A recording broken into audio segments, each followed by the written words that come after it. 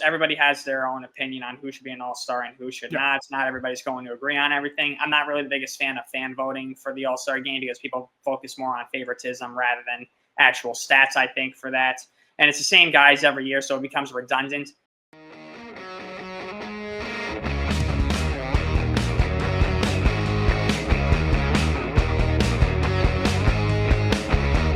Hello and welcome to episode 76 of Hitting for the Cycle. I'm your host, Ben Kruse, alongside my co-host, Ryan Touhey. Ryan, the summer is flying by, right? We're pretty much in the mid part of July, and I want, the summer guys to tell us, slow down a little bit, because I just feel like I've really started kind of getting myself into summer gear these last couple weeks with the weather being a lot better. So that's obviously great to see. And both of our baseball teams are really playing well at the same time, which I don't think we've really had the chance to have that for a lot of our episodes. Typically, it's either one of our teams is playing great, one of our teams is not playing great, but both of our teams are playing at an all-time high right now, and I think it feels good for both of us, per se. So, yeah, I'm feeling great right now. Ryan, how are you doing? I'm doing all right. Like you said, we're in the middle of July now. It's the last week of games before the All-Star break. Yep. The All-Star break takes place next week. And, yeah, it's an exciting time. The trade deadline is right around the corner as well. So, there's a lot of discussions on what teams are going to do, who they're going to try and get. And we'll see which teams benefit the most from the trade deadline, and we'll see which teams really take advantage of those moves in the second half. So there's a lot to look forward to. Yeah, we got a lot to talk about on this show, but before we get started, as usual, make sure to follow us right down there in the ticker bar down below at HFTC ETB on the Empty the Bench Podcast Network, at ETB Network. Make sure to subscribe to the Empty the Bench Podcast Network on YouTube. We're almost, I believe, Ryan, around 1,000 subscribers, which I think is awesome to see. So just keep on subscribing to us. We're really doing well, and we can't thank you guys enough. Of course, make sure to follow us on X at R297 and me at Ben Kruse 144, all lowercase. If you guys want to make sure to follow us, as usual, follow us on Hitting for the Cycle at HFTC ETB. You guys could obviously follow us on YouTube at youtube.com/ETB Network. You guys can listen to Hitting for the Cycle wherever you guys may get your podcasts. And Hitting for the Cycle is presented by Playback. Stay tuned for later on in the show. And Ryan, before we get into all of our topics, I do want to make a quick special announcement, which I don't think we've ever gotten the chance to have. And next week, Ryan, is going to be our first ever episode where we are going to have a guest. And I think it's really awesome to see this girl that I've been following on X for a while. She's phenomenal, great person already as is. Follow her stuff on her podcast. It is Gabby Maljanian of the Locked On Red Sox. She is pretty much involved with a lot of stuff with the Worcester Red Sox. She has actually credential pass, so she's at a lot of the games. So she does a lot of this stuff down the farm. She got the chance to interview guys like Max Scherzer and Tanner Houck when they faced each other in the AAA game. And she is just a big-time Sox fan, and she knows a lot of the ins and outsides of the team. So we're very excited to have her, Ryan, for next week. That's awesome. It's really cool to see. I mean, I'm just looking her up, and that's a cool guest to have. So we're looking forward to that. Yeah, so we're going to have her on next week. I'm pretty sure it's going to be next Friday or next Saturday. I'm pretty sure it's going to be Friday, but obviously we can kind of work things out specific in terms of your schedule. But we're very excited to have that for our guest next week. So make sure to join us for that next week. We are very, very excited for that. Okay, we're going to start with the Washington Nationals. Now, obviously, the Red Sox actually just faced the Washington Nationals last weekend, for the July 4th weekend series. And the Nationals obviously been kind of a team that I think is really starting to show signs of promise. Like, they have a lot of good kids, guys like C.J. Abrams, James Wood is an absolute machine. They obviously have a great stud of Mackenzie Gore at pitching, but they're obviously still a couple years away. And the Red Sox just played the Washington Nationals. They swept them. I think most of the games, the first two games really weren't close. The last game, the Nationals actually kind of kept it a little close at the end. They had the tie and run at the plate, and Abrams flew out, thankfully, for the Sox to win that game. But right after that game was over, Ryan, Jeff Passan broke the news of Dave Martinez, the manager of the Nats, and Mike Rizzo. Mike Rizzo, I think, was more of the surprising one. But both the manager and the GM of the Nationals have been fired. And I'm pretty sure now the interim of the team, I think it was the bench coach now, is the interim manager for the Nationals. So really crazy news. I know, obviously, like I said, the Nationals really don't have like a lot of massive high hopes, but I just think that's to fire them first half of the season. We've had a lot of firings already, Ryan, so far, a lot of our episodes. So obviously this isn't the only one that we've been talking about, but I do think that one of these names that's here being fired is kind of surprising because Mike Rizzo is really, ever since the departure of Juan Soto for that team, they've really gotten a really good guys, pieces that have a lot of great future. I mean, James Wood is going to be a stud. CJ Abrams is going to be a stud. Really, the number one and number two guys in their lineup are really, really, really good players. So it's not like they don't have anything. Like they are really, they're really trending towards trying to become a team that will start to contend in hopefully the next couple of years. But to have both of those guys fired is kind of surprising, just kind of given where it is right now. Well, I kind of saw this coming. I didn't know when it was going to happen, but yeah, it just happened a couple of days ago. And this is the fourth in-season manager firing in Major League Baseball. I mean, it began with Derek Shelton of the Pirates. Then it was Bud Black of the Rockies. Then it was Brandon Hyde of the Orioles. And now you can throw Davey Martinez to that list. And, you know, it was not only him and Mike Rizzo, like you mentioned, was also terminated.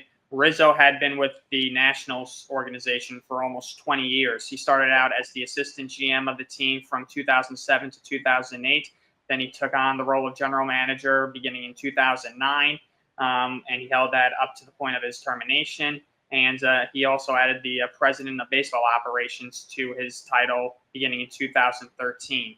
And obviously, you know, Rizzo helped develop, you know, a core group of solid baseball players for the Nationals. A lot of these guys really coming into their own. I mean, obviously, you know, the history of the Washington Nationals franchise began when Bryce Harper made his debut in 2012, and that really started to turn around the history of the franchise. The Nats, you know, became a contender in 2012. You know, they had a veteran manager and a manager with a winning pedigree in Davey Johnson at the time.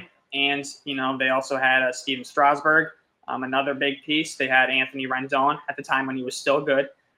So you know, they had a nucleus. And, you know, they started to, you know, eventually show signs of stardom and success.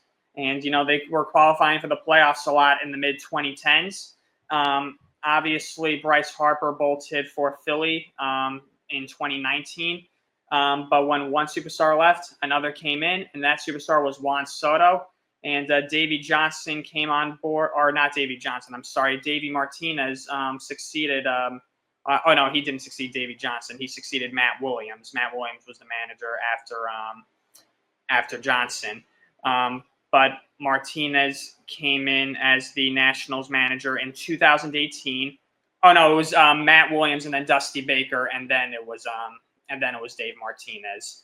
So the Nats actually went through a couple of managers throughout the 2010s trying to find the right guy to take them all the way to the promised land, and they found that with Dave Martinez. And like I said, 2019 began rough for the Nationals. They started out 1931. They looked like a team that was dead in the water by the end of May.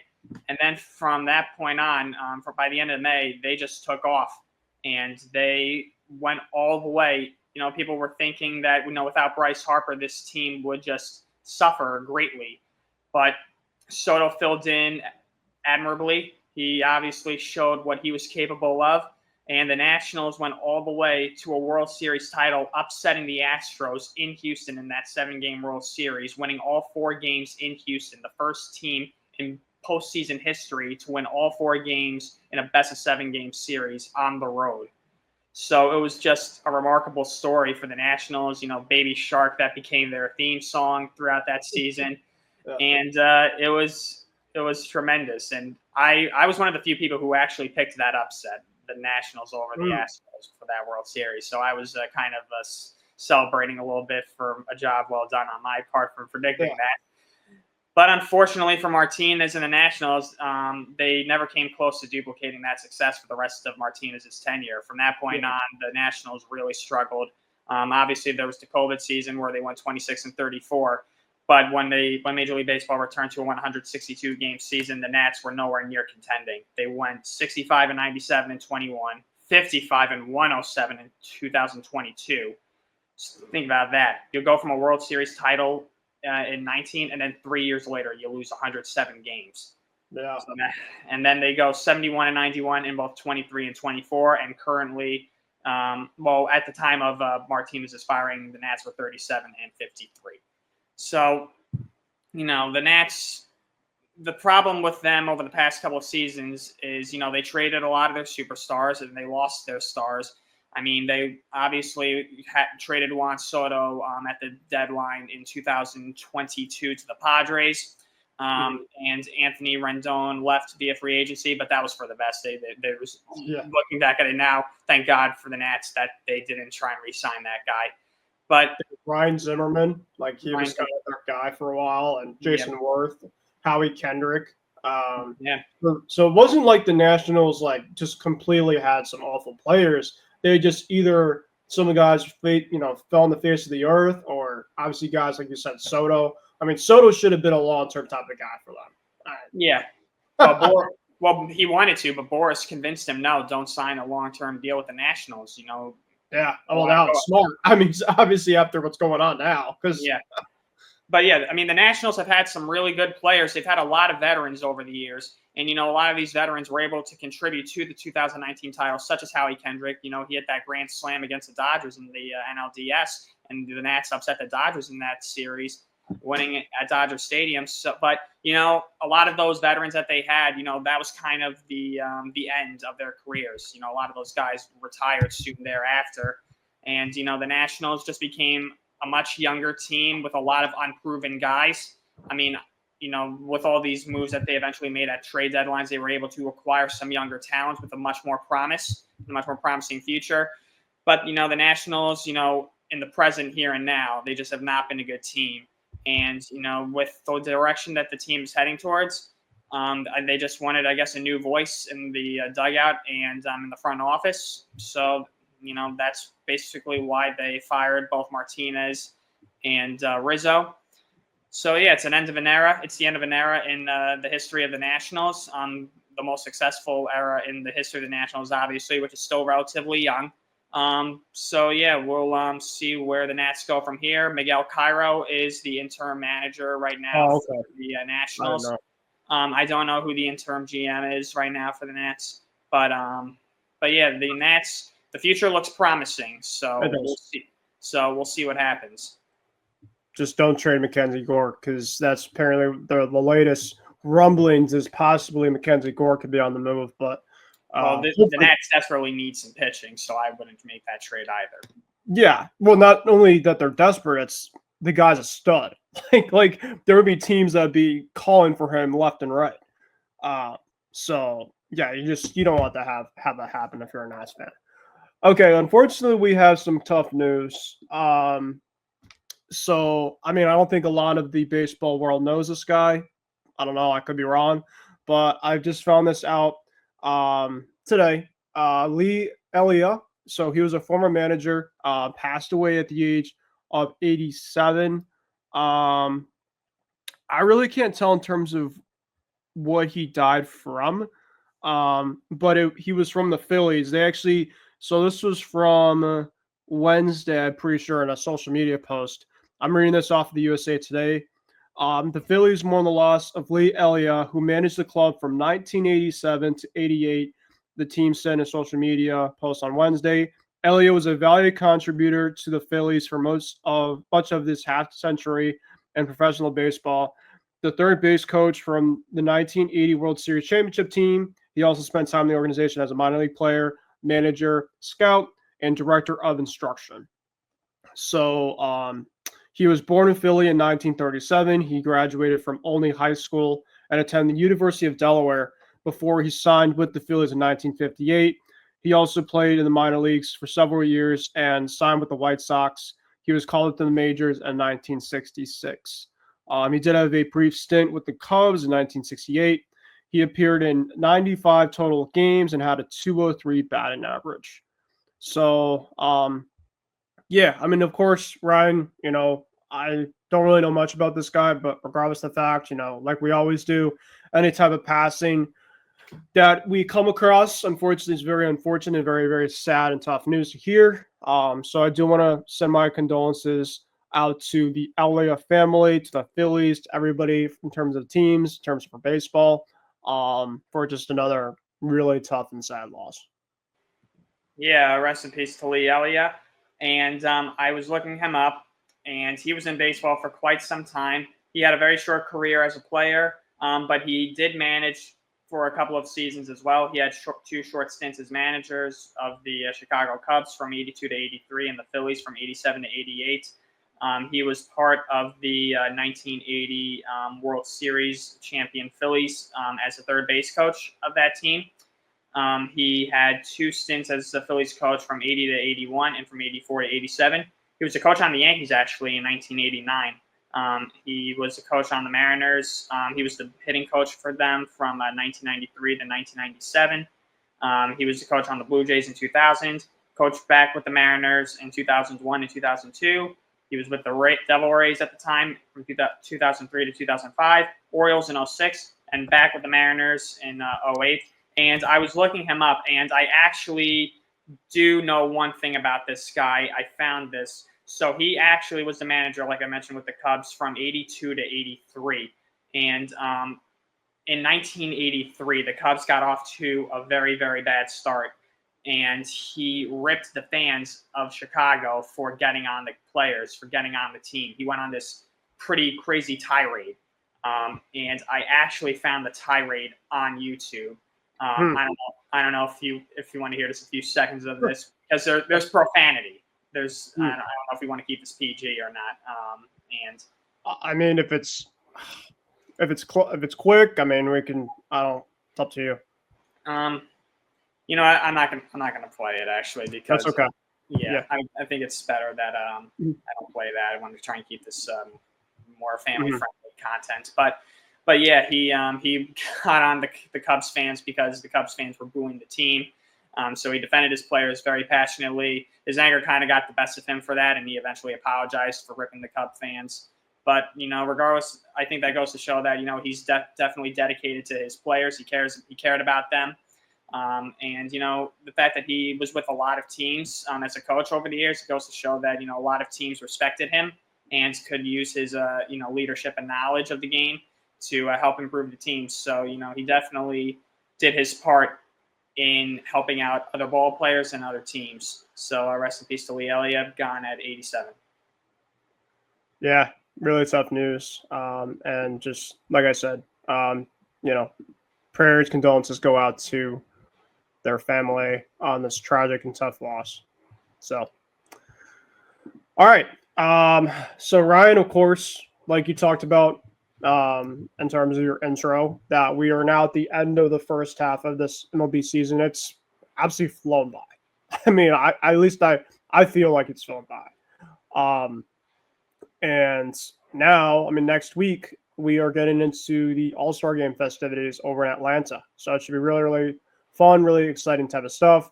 Of course, as a baseball fan, of course, we love to watch our teams play for 162 games, of course, for our first half and second half. But of course, it does kind of feel nice to kind of step away a little bit and to give both of our teams and both, of course, a lot of the teams a bit of a break before the dog days of summer really start to hit. And of course, the All-Star game is next week, and the Derby, of course. I think everybody as a baseball fan, of course, loves that type of stuff. So, Ryan, we did talk about a couple of guys that committed to the Home Run Derby. There is one guy that did commit that unfortunately is not doing it anymore, and somebody else took his spot, so we're going to talk about that. But, Ryan, if you'd like to talk about the 8 sluggers that have confirmed for this competition, by all means, my friend, go ahead. Okay, so the 2025 Home Run Derby competition consists of James Wood, of the Washington Nationals, Oneil Cruz of the Pittsburgh Pirates, Cal Raleigh of the Seattle Mariners, Matt Olson of the Atlanta Braves, Jazz Chisholm of the New York Yankees, Junior Caminero of the Tampa Bay Rays, Brent Rooker of the A's, and Byron Buxton of the Minnesota Twins. So those are the 8 guys. A couple of guys who've had injury history this year and in years past. But you can see the guys right here in this graphic that Ben just popped up right here. So, none of these guys I think have won a home run derby before. So, we're going to have a first-time home run derby winner for one of these guys. Ronald Acuna, obviously, is the hometown boy, the hometown favorite. So the majority of the crowd is going to be rooting for him. The vast majority is going to be rooting for him in Atlanta. Well, Ryan, really quickly, my friend, Ronald Acuna Jr. is actually not in the home run derby anymore. There has now been a switch that was announced yesterday. So actually, Matt Olson is going to be taking. Oh yes, you're right. For people that are watching this right now, disregard in terms of the Acuna one, but everything else is right. This is, of course, is a last-minute type of thing. So like I said, to start off, obviously everybody's committed besides one guy that I wish didn't. And maybe it's just because he just came back from injury and he obviously just doesn't want to risk, of course, his swing. Maybe, I don't know, which I can, of course understand. But yeah, Ronald Acuna Jr. that's in the photo, is not in it. It's now going to be Matt Olson. Oh, I did not know that. When was that? I know you said that was yesterday. Do you know when yesterday that was announced? I think earlier on the day, sometime around the day. I completely did not know that. Oh wow. Yeah. All right. Well, Matt Olson, filling in for Ronald Acuna Jr. So Matt Olson is going to be the fan favorite in the home run derby. So the fans another brave. Yeah. Yeah. So the vast majority of the fans are going to be rooting for Olson. I look at these 8 guys right here. A lot of these guys, know how to do a little bit of a bat flip after hitting a home run. I mean, I'd say probably the king of the bat flip of this group of guys is Jazz, easily. The guy just knows how to put on a show when he puts on some power. Looking at these guys, I think the guy who's going to test the limits of Truist Park in Atlanta, is that what it's called? Yep. Truist Park. I think the guy who's going to hit the deepest home runs or the longest home runs, I'm going to say that's going to be Cal. I think Cal can test the limits of the stadium more than any other guy. Although Oneil Cruz does have some pretty big pop as well. I mean, he hit one all the way to dead center into the grass area in Anaheim earlier this year. I remember that shot. That was an absolute bomb. So, you can't count Oneil Cruz out for testing the limits of the stadium as well. James Wood, obviously, stud. He could go deep. He could visit different spots in the stadium that people have that people would not normally visit in a game. He's got really good pop. And, this should be an exciting home run derby. I think this is one of the more exciting home run derbies that we've had in recent memory. A lot of personalities here. My pick to win the 2025 home run derby, maybe people will be calling me a homer, but I just have a feeling in my gut, is Jazz Chisholm Jr. Wow. Okay, Ryan. Yes. I actually didn't expect that to happen. But okay, so I'm gonna have 3 winners, but of course they're gonna be kind of in different categories. So I'm gonna go winner specifically, winning the whole thing. I'm gonna say the furthest homer in terms of who wins that, and then of course the exit velo in terms of a homer. So for me, I think the guy specifically that's going to win the whole entire home run derby, and I think it's a fairly safe pick, and I'm going to go with it, and that is Cal Raleigh. I think Cal Raleigh is my pick to win the whole entire home run derby. I just think that right now, anything that he has seen that's soft, he's just hitting like it's a beach ball. The guy is almost at 40 homers in the first half of the MLB season, which is just unheard of. And I think that for him, he wanted to do this because he feels like he could just hit anything right now, just in sight. So yeah, I'm gonna go with Cal Raleigh. My guy that I think is gonna hit the longest homer, and this is kind of one that you might be a little shocked about. I'm gonna go with Brent Rooker from the A's. I think Brent Rooker is kind of a sneaky type of guy that's here, but Brent Rooker has insanity when it comes to power. And I think that Brent Rooker is gonna in terms of his pull side type of swing, I think that he's going to launch a couple. And then Ryan, my actually velo guy is going to be O'Neal Cruz. I mean, O'Neal Cruz. For those kids that are out there, Ryan, I pray to God specifically that all the kids are watching when O'Neal Cruz is up, because I think that nobody wants to see O'Neal Cruz get hit by a type of ball that he's going to hit, because when he connects, Ryan, on the balls, those balls specifically, they're like I don't even know how to even explain it. They're insanity. They probably are coming off like 100+ miles an hour. And then my X factor is James Wood. I mean, James Wood, I think a lot of people are kind of seen as like a potential sleeper pick to win this. So yeah, I mean, I think that there's 4 categories that you pretty much can make an argument for, and we'll have to see what happens. So for me, I got the whole entire thing winning. I'm going to go Cal. In terms of my guy that hits the longest, I'm going to go Rucker. In terms of my sleeper, I'm going to go Wood. And in terms of my actually velo guy, I'm going to go O'Neal Cruz. So, of course, I got a bunch of type of guys. Olsen, obviously, is somebody that got to watch out. Of course, he's played in that park, of course, his home park. Byron Buxton, I don't know how to feel about Byron Buxton, but I could see a reason why. Jazz Chisholm, I think it's just because of the vibes. I'm not going to lie. I don't see – like when you talk about home run derby, like Jazz Chisholm, like in terms of his name, like I'm sorry, Ryan, it just doesn't like scream to me as a home run derby guy. But heck, that's what matters to me. Don't worry. I could be wrong, right? He can go and it's because I don't really see this in terms of like that's the guy that's winning it, right? In terms of an overall favorite. Of course, you can make an argument for a couple of guys, but like when I look at this overall type of thing, like a pool, like you don't look at it and be like Pete Alonso's here. Like Pete Alonso, I think for many people, like Pete Alonso's the guy because, of course, he's won a couple of years. Ronald Acuna Jr. If Ronald Acuna Jr. was playing in this, I think it was going to be between Acuna and Ronald. But without Acuna now, it's like, okay, it could be really one anyone's game. So it should be really exciting. And, it's going to be on Monday, 8 p.m., I'm pretty sure, on ESPN. So it should be a lot of fun. I think it's on – yeah, I think it is ESPN, yeah. Yep. So – that is the home run derby for next week. Hitting for the Cycle is presented by Playback. Watching sports is more fun with others, but we spend too much of our time watching alone. Playback is a virtual space where communities can stream live sports together with everyone perfectly synced up. Creators can hop on stage, deliver their own play-by-play analysis and commentary, and invite viewers up for Q&A. Playback makes watching sports fully interactive and a social experience.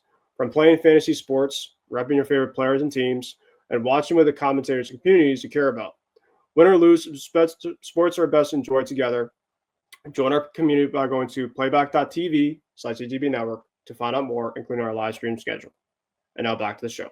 All-Star game predictions. So, Ryan, if you want to just kind of tell our audience again in terms of the All-Stars, because there were obviously probably people that weren't watching us last week, but what are the All-Stars in terms of for both the American League and the National League? Of course, there's been a couple of guys that are out now, guys like Mizorowski and Paul Skeens. So there has been kind of some fillers from beforehand. But if you want to kind of name some of the guys specifically, and the pitching, I think, is now pretty much close to announced as well. All right. Well, I mean, it's a lot of players, but for the final roster, in the American League in the All-Star game, it's going to be Cal Raleigh, Vladimir Guerrero, Gleyber Torres, Junior Caminero, Jacob Wilson, Aaron Judge, Riley Green, Javi Baez, and Ryan O'Hearn.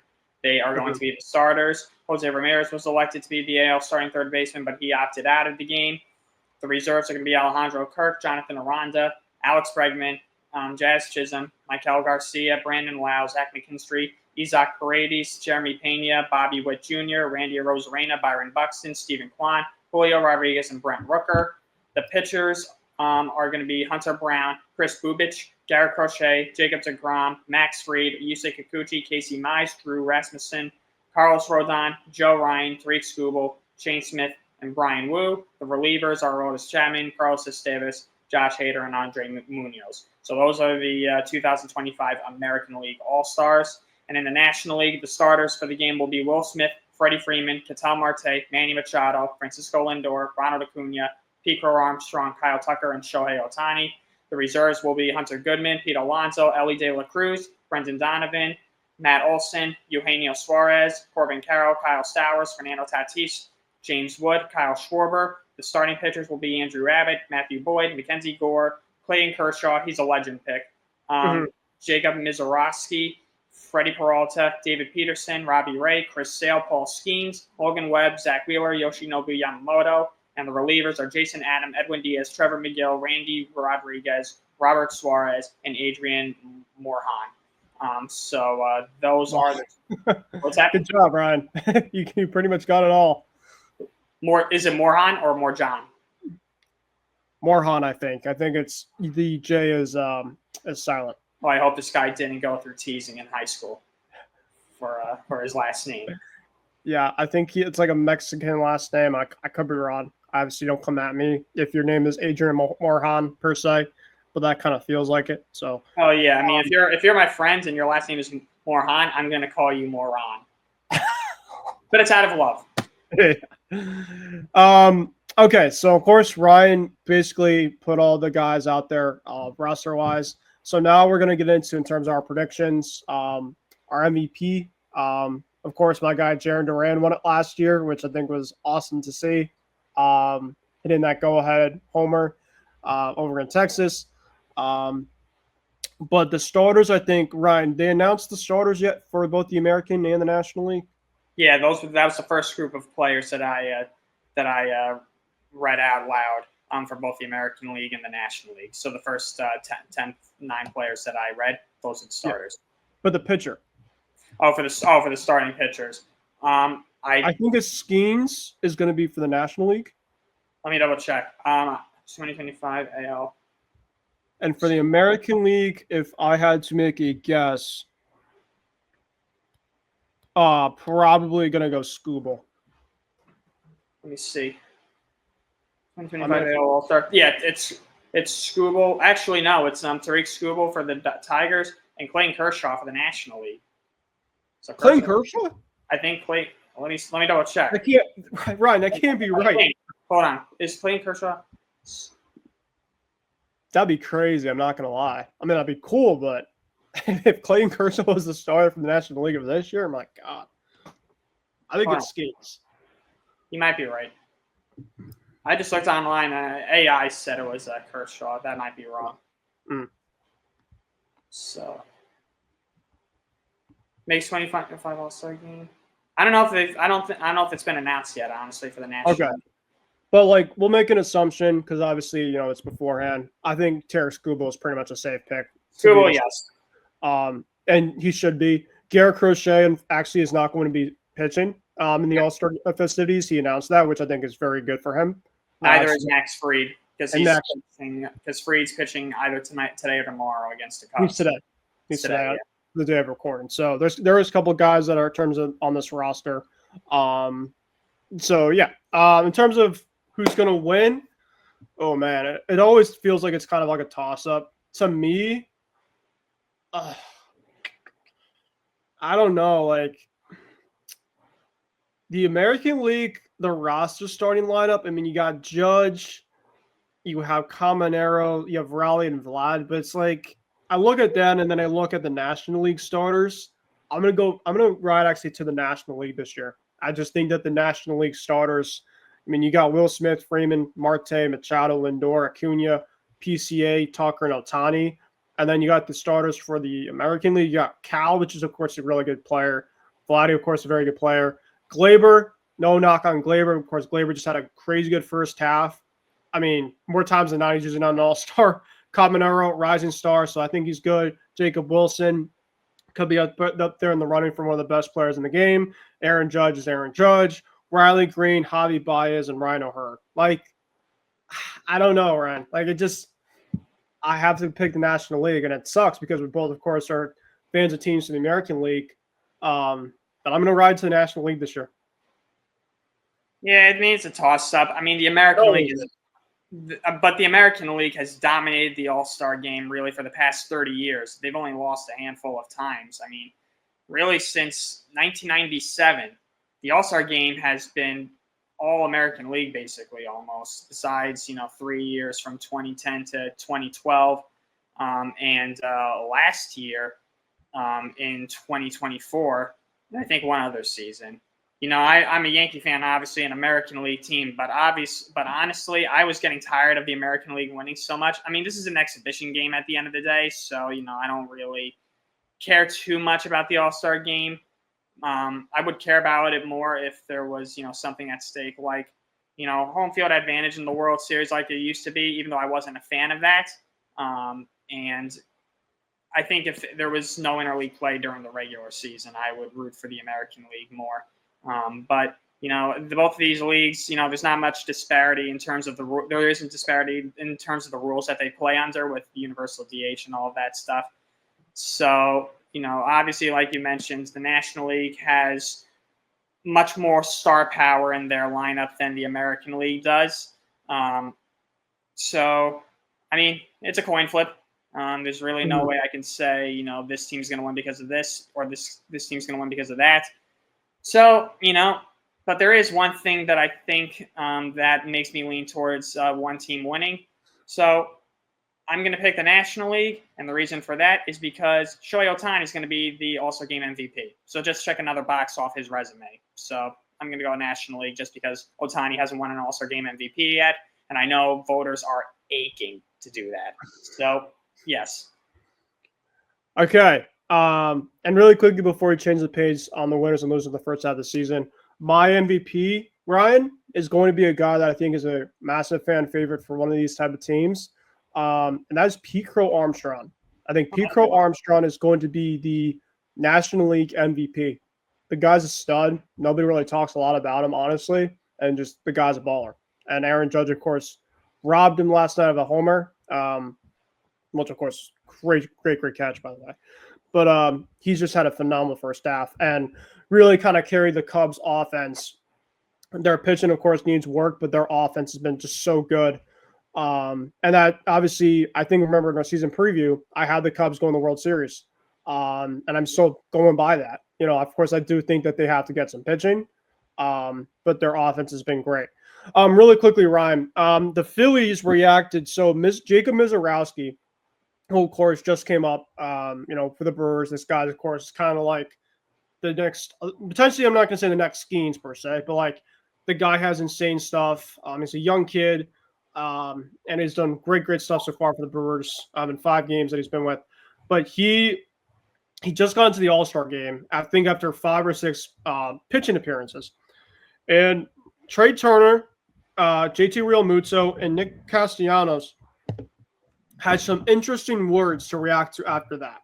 I don't know if you got the chance to see it, but Trey Turner, so this was according to Jason Stark, who's a baseball writer for The Athletic. Trey Turner reacted saying, "What a joke. That is effing terrible. I mean, that's terrible, dude." JT Realmuto said, "Nothing against the Mizorowski kid, but those two, which is Christopher Sanchez and Ranger Suarez, are more deserving." And then Nicholas Castellanos said, "It's turning into the Savannah Bananas when it comes to the maybe it's, I don't know if it's a fan voting or something, but I don't know if there's anything that you got to say about that per se, but that's kind of what I just saw. I just thought it was kind of interesting." Well, you're always going to think. I think people, fans, players are always going to have disagreements on who should be an All-Star and who should not. I mean, it really depends. I mean, some of these guys, who were named an All-Star for this season, I don't think they played enough games to be worthy of an All-Star selection, such as Acuna and such as Jazz Chisholm. Although they've had, they've had respectable seasons, but I don't know if it's necessarily worth of an All-Star or not. I kind of think Cody Bellinger is more deserving of an All-Star appearance than Jazz Chisholm, honestly, because Bellinger has been playing the whole year. Jazz has missed some time here and there. And, same goes with, Acuna. Acuna's been tearing the cover off the ball, so, I understand that. But I think you got to play – I think in order to be an All-Star, you really have to play, like, a certain amount of games in order to be considered for the All-Star game. So, But that's just a story. That's another topic. But regardless, everybody has their own opinion on who should be an All-Star and who should not. It's not everybody's going to agree on everything. I'm not really the biggest fan of fan voting for the All-Star game because people focus more on favoritism rather than actual stats, I think, for that. And it's the same guys every year, so it becomes redundant. So, I understand where they're coming from. Maybe they could have said it in a little bit of a nicer way. I respectfully disagree with this, but I don't really think that much about what they said. It's their opinion. They have every right to their opinion. So yeah. All right, really quickly before we get into our team reports and who is hot, who is not, Ryan, we're going to name one winner team and one loser team from the first half of the season. Now, obviously, it could be your team, it could be my team. But I'm going to go on the unbiased train. So, of course, I'm going to say a team. It could be from either the American League or the National League. And I'm going to either have them as my winner or my loser. So, of course, it's just one team, both from one side and the other side. So, my winner of the first half of the 2025 MLB season is going to be the Detroit Tigers. I think the Detroit Tigers are my winner of the season. They got arguably the best pitcher in baseball, and Tarek Skubal. The manager and AJ Hinch has been absolutely phenomenal. They're still, of course, they had an incredible second half. Of course, their first half run last year was awful in terms of kind of giving their standards. Of course, the second half was just tremendous. The first half this year, the Tigers were absolutely phenomenal. They're 53-41. I know, I'm sorry. Sorry, I'm looking at the Yankees. 59-36 with a plus 99 run differential, 621 percentage, 6-4 in their last 10. And yeah, it's just been a team that's just been consistently awesome to see. Kerry Carpenter, Javi Baez obviously having a massive resurgence and being an all-star. Riley Green has been turning into a stud. They just maybe like a number 2 starting pitcher away from really being a team to be reckoned with in the American League. So that is my winner team from the first half. My loser team is going to be the Baltimore Orioles. The Baltimore Orioles have really had a tough first half. Of course, I had a feeling after losing Corbin Burns, they were going to have kind of a tougher slide, but I didn't expect it to be this bad. They are 7-3 since the recording, so they have been playing a little bit better. But for the most part, Ryan, the Orioles' offense and their pitching has really been a massive disappointment this year. I know that obviously a guy like Jackson Holiday has really been a lot better this year for them. I know that Gunnar Henderson obviously started to turn things up, but he had a really slow start to the season. Zach Eflin has had a really tough start. Grayson Rodriguez has been down. Kyle Bradish has been down.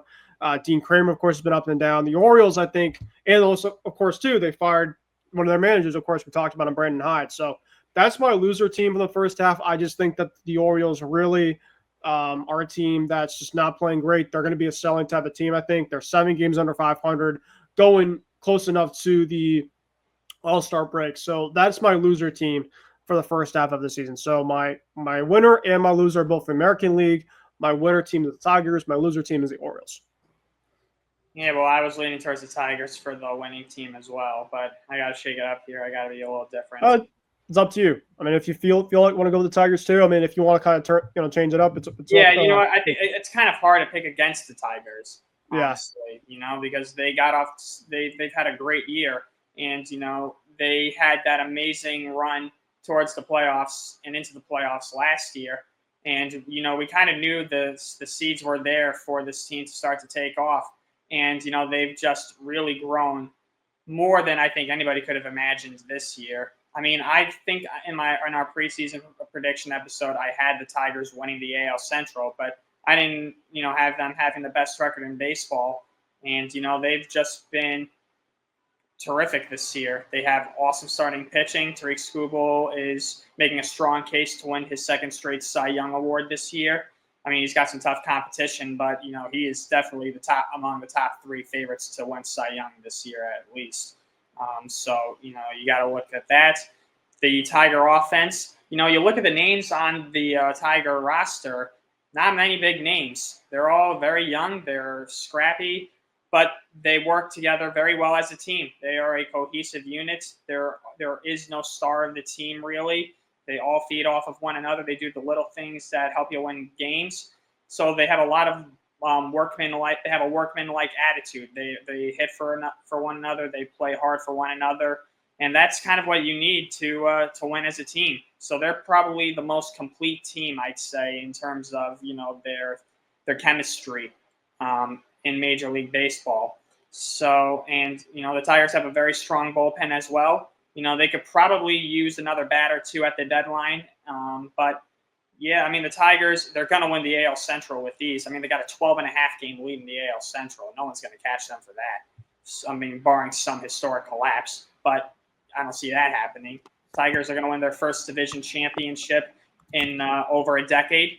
And, the dark days for the Twins, Royals, Guardians, and White Sox in the AL Central, looking at the Tigers ruling the division, looks like those days are back and here to stay for a while. So the Tigers are my winners for the first half of the season. And my losers are the Atlanta Braves. They got off to a terrible start this season, 0-7. And, they've been decimated again with injuries. They got some guys back. Obviously, Acuna's back. But Strider's been up and down all year with injuries. And the team has just never got going. And, it kind of looks like this could be the end of this little run that they had of winning seasons. I mean, there are 9 games under. Actually, no, there are 11 games under 500 right now. They're 41-52. They're in 4th place in the NL East. They're probably going to be sellers at the deadline. I was going to say, do they break up that core that they got going too? I think they're going to have to sell. I think this core is going to be, broken up a little bit. The team won the World Series just a couple of years ago, but back-to-back division series losses in 22 and 23 have kind of hurt their case to achieve even greater things with this core group. So I don't think this team is ever going to fully realize what could have been or its full potential. I don't think they'll ever achieve that. So my losers for the first half of the 2025 season are the Atlanta Braves.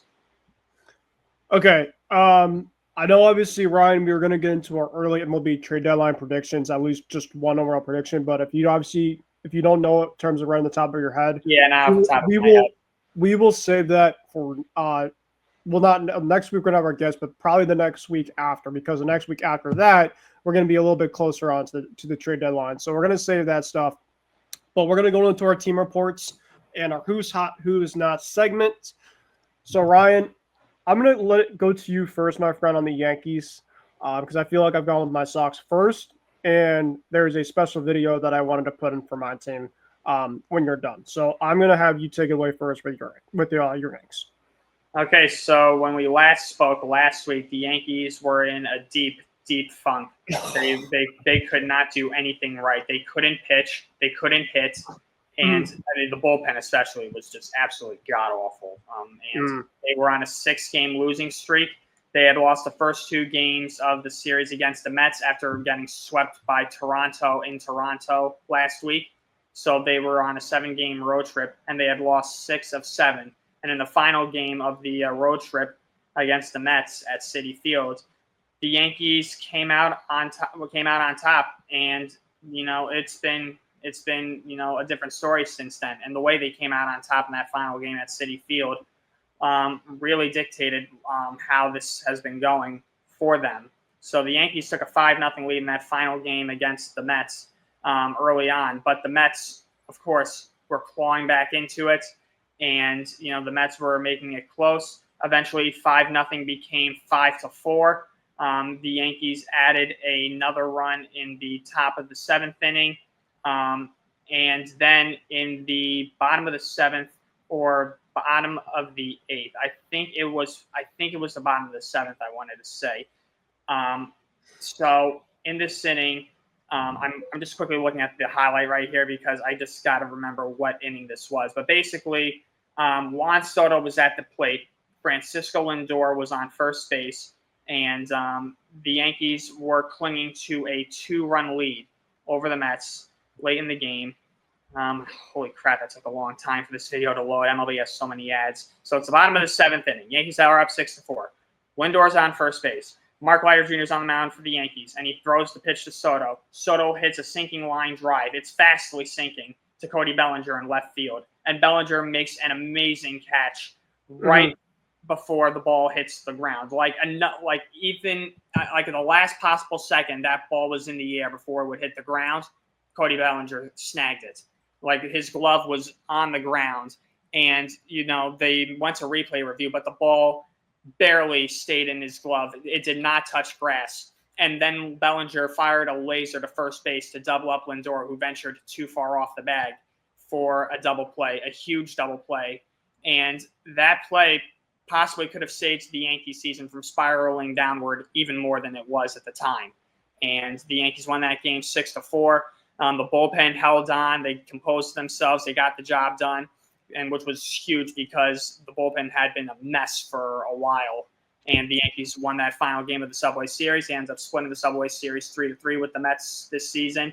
And then the Yankees returned home to wrap up the first half of the season before the All-Star break with 6 games at home against the Mariners and the Cubs, respectively. The Yankees blew out the Mariners in the first game on Tuesday, 10-3. On Wednesday, they jumped out to an early lead. They jumped out to a 3-0 lead. The bullpen continued to be shaky, though. That game also featured the big league debut of Cam Schlittler. I don't know.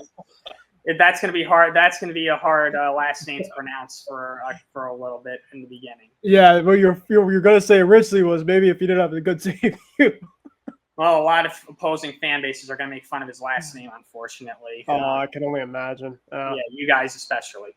The Yankees won that game by a score of 9-6. The bullpen, Jonathan Loaizaga especially, did not have a good performance. He's been kind of regressing recently. He's had a rough year. He has had a very rough year. So the Yanks held on to win that game. And then the finale on Thursday night, the Mariners jumped out to a 5-0 lead. Yep.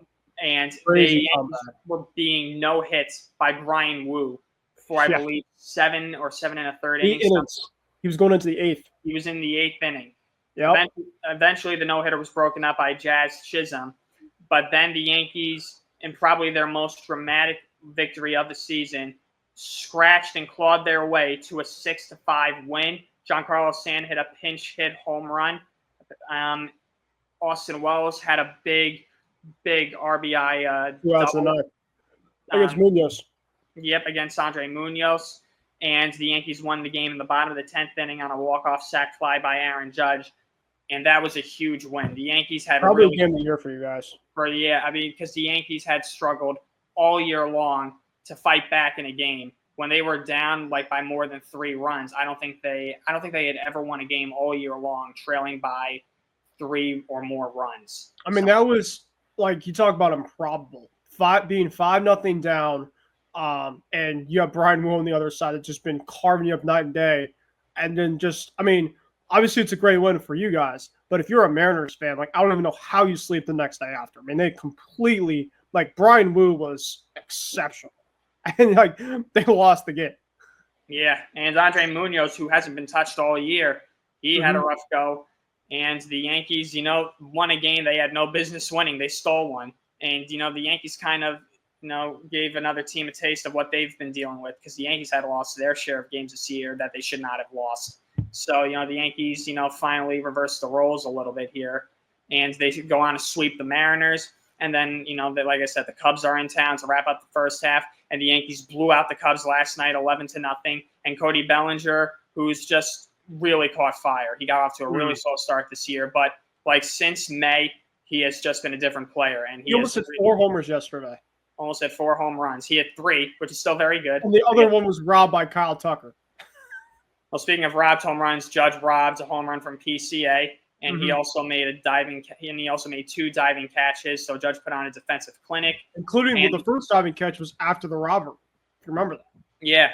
So Judge had a great game on defense, and Carlos Rodon had the longest start of his career as a Yankee, pitching 8 shutout innings. Mm-hmm. And the Yankees, just like that, they've won 5 in a row. They're only 2 back of the Blue Jays in the AL East. So it's such a weird season, man. You can go through the massive lows that you guys were that Saturday game against the Mets to where you guys now just completely can switch. And that's what it just takes. It only takes one type of big thing. A lot of people for Yankee land have been talking about the Bellinger catch kind of being the turning point so far, and DJ LeMahieu. We have not talked about that yet, but DJ LeMahieu has been DFA'd. And there was a lot of people talking about, of course, as great as DJ, of course, had for the first couple of years of the Yankees, that dead weight coming off of him to put Jazz at second and to have Peraza at third. I just think that it's really just kind of loosened the guys up, and the defense has been a lot better for you guys since DJ left. Yeah, well, I mean, DJ was always one of my favorite players on the Yankees ever since he came up in 19. It's a shame how the contract just did not work out at all. He really just started to regress beginning in 2021, and he kind of just got worse and worse. I mean, he wasn't horrible this year at the plate. He was pretty respectable. I mean, he was hitting the 260s, I think, at the time of his DFA, but his defense was really bad. He couldn't get to ground balls anymore that he normally would have in the past. And it was time to move on, unfortunately. But, I want to thank DJ LeMahieu for all the years. It's a shame that his dramatic home run in 2019 went to waste because of Altuve. But, he finished in the top 5 in MVP voting that year. He was the best player on the Yankees that whole year. The Yankees don't go anywhere near as far as they did in 19 without DJ LeMahieu. He won the batting title in 2020. So, yeah, and LeMahieu's a class act, too. He's very quiet, very soft-spoken. You rarely hear a bad thing about DJ LeMahieu. He's kind of an old school kind of guy, an old school ball player. So, that's why I liked him a lot. So thanks to DJ LeMahieu. And that's how the Yankees have been doing. Okay, Ryan. How are the Red Sox doing?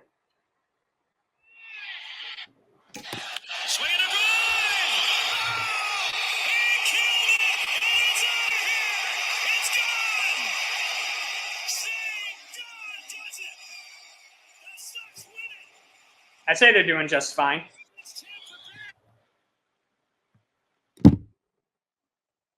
Ice in his veins, Ryan. That's what I'm talking about. This team is 9-1 in their last 10. Arguably the hottest team, I think, in the American League. And you talk about an insanity turnaround. Rafael Devers, your franchise-altering star, leaving the team about 2-3 weeks ago. The team really, after that week specifically, was completely just didn't look good at all. I mean, of course, they kind of tread water. But then ever since they won Toronto, I think they lost the series to Toronto. They lost the series to the Angels. But then they picked things up after the fact. They had a really soft spot to their schedule, which I told myself, you're going to get Massa back. You're going to get Bregman back. Bregman came back yesterday. Massa came back on Wednesday. You had to take advantage, and you had to try to get yourself to try to take advantage of this and then some. The Red Sox have been playing exceptional baseball as of late, and I feel in terms of that moment yesterday, that was by far the most hyped as a Red Sox fan that I have been probably since the 2021 type of team. Because something is, I mean, people could say, well, you just beat the Reds, you beat the Rockies. Yes, the Rockies suck. The Reds aren't great. The Nationals aren't great. So it's a fluke type of thing. Then you had a 4-game series this weekend, Ryan, right before the All-Star break at home against the Tampa Bay Rays. You came back in the first game. You were down 3-1, and the bats just kind of got going. Roman, obviously, the single, RBI single early on. Marcelo Meyer, obviously. The kids have been playing great, Ryan, which is awesome to see. They're really starting to kind of come alive as of late, which I think you were expecting it to. And then yesterday, the Rays, Ryan, with their devil magic that they have in the field, you just feel like sometimes specifically that's just not your night when you play against them. I mean, they were making defensive plays left and right. And Pete Fairbanks, Ryan, has not given up a home run all first half of the season until last night. That's impressive. Yeah. And Cedar Rafaela, there's no words to explain how much this guy has meant to this team. A guy that I think a lot of people were pretty much against for a couple of years, honestly. And, of course, the discord of Jarren Duran could be gone and this and that because the Red Sox have 4 outfielders now. It's a massive logjam to this team. And Roman Anthony, the at-bat before, we can't, thank him enough. He had an impressive walk to make this moment happen. And, Ryan, when Cedar connected on that ball, Dave O'Brien, of course, has been known for a lot of the overall just boring type of tone. When Rafael connected on that, my brother and I jumped. Like, I was on my couch and we jumped. Like, that was, you talk about hype. Of course, the Yankees with our comeback the other night. That game for the Red Sox guys told me, I'm like, maybe this team is different. Maybe is there something specifically as a belief of, I want to get back to playing October baseball. And 9-1 their last 10. You got Crochet, you got Bale the next 2 days. The vibes on this team cannot be any more higher. And I think it's fair to say that this team is back. Yeah, I mean, they have turned their season around. I mean, they have been a much better team, obviously, once they played the Yankees that first series. I mean, I know they still had a couple of rough goes in between that series and where they are now. But really, they flipped the switch beginning with that series, and that was the one I said, hey, if you're going to turn your season around, now's the time. And you know what? They've done more winning since that series than losing. If you look at it, if you look at the big picture. And yeah, I mean, the Red Sox, they're 51-45. They are only a game. I think they're only a game and a half. We're in the second spot in the wild card right now, actually. Yeah. So, I mean, the Red Sox are right behind the Yankees for the second wild card spot. The 3 wild card spots are occupied by AL East teams: the Yankees, Rays, Red Sox, and Rays. Oh boy, what a treat that is! It's back. Division's back.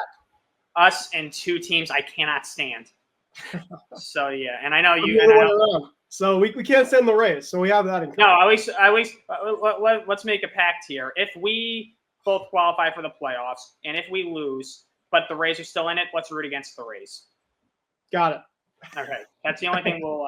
That's the only thing we'll agree on. The enemy of my enemy is our friend, and that's the case in this one. Because yeah, but if the Rays, but like with you, if the Rays face the Red Sox, I'm rooting for the Rays, and I know if the Rays face the Yankees, I know you're rooting for the Rays. So yes, I know that it would be hard, but yeah.